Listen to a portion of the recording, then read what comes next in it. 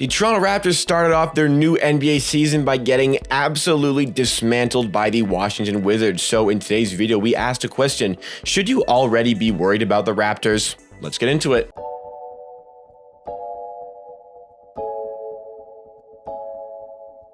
Welcome NBA and Raptors fans, this is Amateur Sports, your source for everything Raptors. So if you like the Raptors and you enjoyed content in this style, make sure you are subscribed to Amateur Sports for the 4+ videos we are putting out a week, all concerning the Toronto Raptors. Plus, we are so close to 7,000 subscribers and you can help us get there. We gotta hit it today. But let's get down to the video for today. And you might be asking yourself, wait a second, is this the bozo that made a video yesterday saying that you should not be sleeping on the Toronto Raptors? Well, yes, in fact, it is me. But over the course of the offseason, I also maintained 2 points that could affect the Toronto Raptors. The first of which being that the Raptors probably going to struggle in the half-court offense, especially from shooting from three. And that was apparent yesterday. I didn't expect it to be as apparent, but it was apparent. And the second thing I mentioned in the video yesterday and the video the day before, which people did not like, was we are going to struggle in the paint because we don't have an actual big on the team. Now, I am all for this positionless game, but I also think that there needs to be some sort of plan B as it comes to having a center on the team, but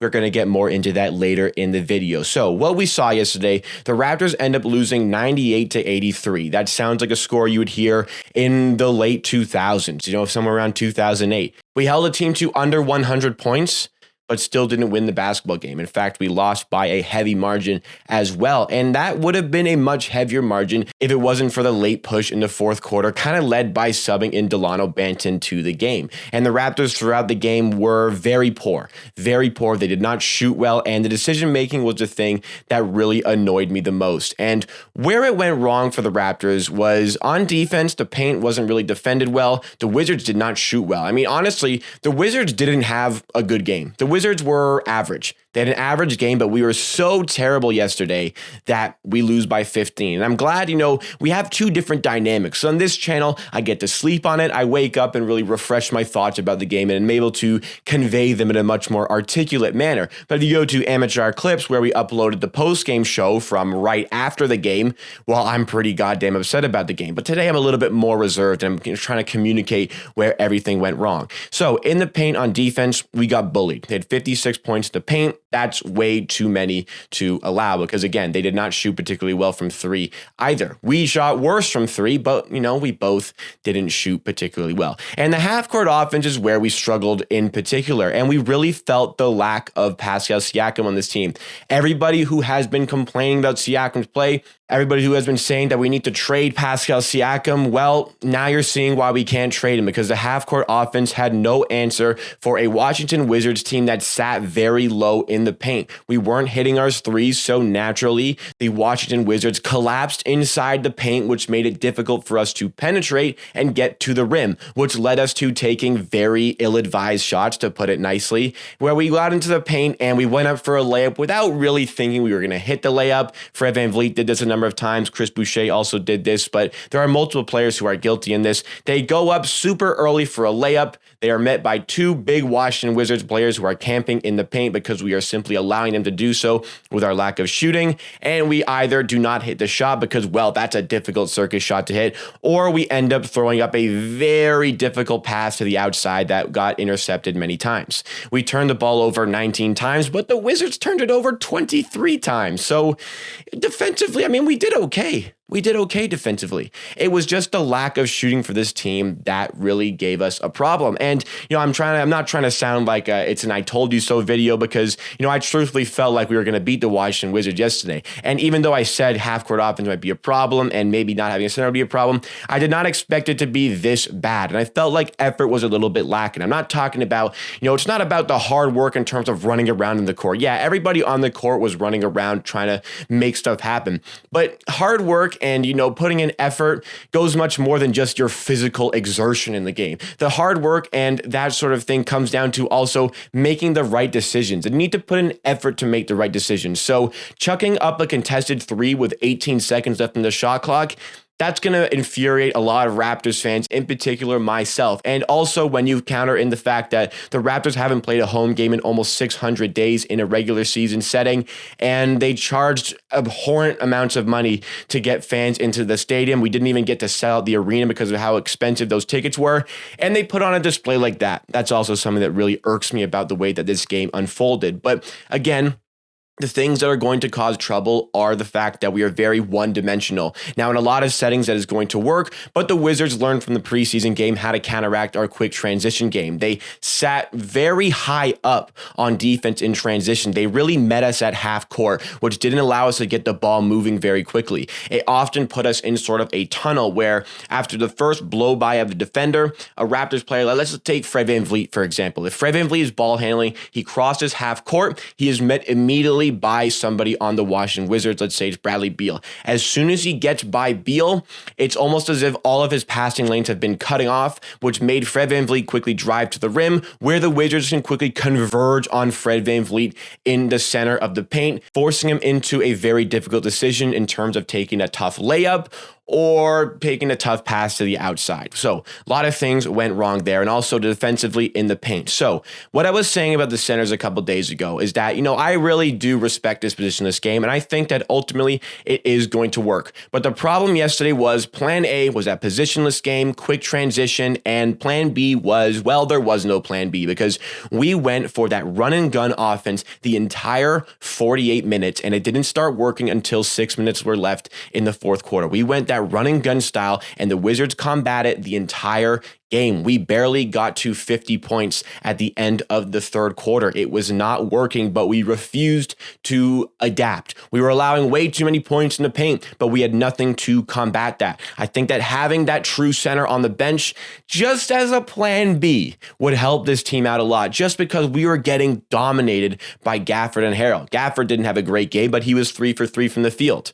Montrezl Harrell was 9 for 11 from the field. Do you understand there could be a problem on the interior? I get that, we have young players. I get this is a new team, but there are certain fundamental things that we're lacking about this game. The bottom line, though, fortunately, is that this is game one. There are 81 games to go. That is amazing. There are a lot of new faces on this team trying to adjust to playing each other, and I can absolutely respect that. I can understand that, because at the end of the day, a 50-point loss or a 15-point loss or a 1-point loss, it's all one loss. You're 0-1, no matter how much you lost by. And what you got to do is pick yourself up, watch the tape, learn from the mistakes, and figure out what went wrong and fix it for the Friday game against the Boston Celtics. Because you're not just going to dwell on this one game when, the calendar keeps moving. The games keep on coming. But in particular, those half-court situations on offense really were the problem. Now, defensively, truthfully, you nitpick because we lost by 15, but keeping a team to under 100 points in 2021, that's pretty damn good. I'll take that. You got to show up offensively. And in the half court on offense, I think the most frustrating thing was the shot IQ, and it maintained for the whole game, and it was never addressed. In the first quarter, I get, you're nervous. It's a first game. You got the crowd hyping you up. You're feeling good. You're in your jersey. All right, I'm going to take this contested jump shot. But as things are not working, stop taking on so many shots and giving the Wizards the ball back. Stop taking these contested shots. The amount of times I felt like the team was flustered, they needed one guy to just grab the ball, put two hands on the ball, tuck it in, and wait a few seconds. Let everybody just take a deep breath. Maybe even myself, I need that deep breath sometimes. Just take a breath, run a play, try to get an open shot. Because there's no sense in when you're having an off night of shooting to try to shoot your way out of it by chucking it over to Washington Wizards players on the perimeter with a deep three. It's not going to go in. And nothing was really going in until the fourth quarter. And we only hit 7 of 34 threes. One of those was a half-court attempt by Delano Banton. So I think that what needs to be fixed for the future games is just a little bit more calm on offense. I love, we have this chaos on offense. The way I described it yesterday, it's chaotic. It's chaotic for their team to defend, but it felt like it wasn't chaos for the Wizards, who kind of just stood there and just watched it happen until they saw their moment to get a turnover or their moment to get a stop. Whereas the Raptors, it felt like it was chaotic for them on offense, because it was, okay, grab the rebound, go, go, go. And pass it to a shooter and let him shoot right away. And okay, now we're playing defense again. We didn't hit enough of those shots. So just be a little bit more calm, be a little bit more dedicated to trying to run something to get a player open. And this is where we're going to miss Pascal Siakam, because he is a guy who can, okay, he's not the best as a first option, but there are certain occasions where you go, here you go, Pascal, go get us a bucket. Gets himself inside, goes for the spin, goes for something. He's got a lot of things in his bag, contrary to the beliefs of many people, including Raptors fans, and he can get us a bucket. But we didn't really have the bucket getter yesterday. If I wanted to fish for some positives, I don't really have to go fishing for these two positives. Scottie Barnes was pretty good in this game. I was really happy with the way he played. Maybe a little bit sloppy sometimes, but overall I felt like he had a good game, and one of the only guys who really showed a lot of heart out there up until the fourth quarter, where Delano Banton, the other positive, changed the game, was a player of the game for the Raptors, because we could have lost by 40 or 50 points if it wasn't for him checking in. At certain points, it was a 29-point lead for the Wizards. Delano Banton came in and energized the crowd and energized the team as well with the way he was playing, really taking the game by the scruff of the neck. And why is it a second-round rookie who is the one doing that when we have all these other vets on the team who could have done that? I'm also going to say that Goran Dragic had a decent game as well, but not a lot of help from anybody else in the team. So for Delano, I think it was too late to get him on the court. I felt like halfway through the third quarter, when there was a real disinterest from the team, it felt like. And that was where I really got upset. The effort was lacking. Again, it's not about just running around. It's about showing the effort to make correct decisions and play the right way on the court. That was lacking. So why not get in the third stringers who are, chomping at the bit to actually get on an NBA court? Delano comes in and does that. Bottom line, I'm pissed off. We lost in a pretty brutal way, but that's game one. And it's the first game back with so many different faces on the team. We lose Kyle Lowry. There's so many new guys. We can bounce back and win on Friday and go 1-1. Realistically, we're playing the Celtics, who seem to have our number. It's going to be a very difficult game, but this is just one game. And what I'm concerned about this season, we're going to end on this. I'm not as concerned about the win-loss. I'm concerned about the players playing the game to develop themselves. And yesterday, I didn't feel like we were doing that. So we lost, and we didn't show signs of getting better. So that's a loss for me, a big loss for me. Because again, if we lose a game, but we play well and we play the right way, and I'm noticing the younger guys sharpening their skills, then I'm going to accept that. But we need to see that in the next couple of games. 2 tough games against the Celtics and the Mavericks back-to-back. We need to be better in those games. So not trying to dampen the mood entirely. Look, there are some certain things you can take away from this, but it was a poor performance. But that is it for me for today. Thank you so much for watching this video. If you are still here, be sure to give a like on the video. If you did enjoy, make sure to comment how you feel the game went, and consider subscribing to MHR Sports. Help us get to 7,000 subscribers. Let's hit 9,000 by the end of the year. And what you get in return is 4 Raptors-based videos a week, me giving content in this video style. Other channels you can check out that we have, the MHR TV channel is my vlog channel, where I vlog going to live games, like I have Raptors 905 season tickets that start up mid-November, and MHR Clips, the best highlights from our Twitch streams, including a post-game show that went out yesterday, and I'm going to do a reaction to highlights that will be out very shortly. See you guys there for another video.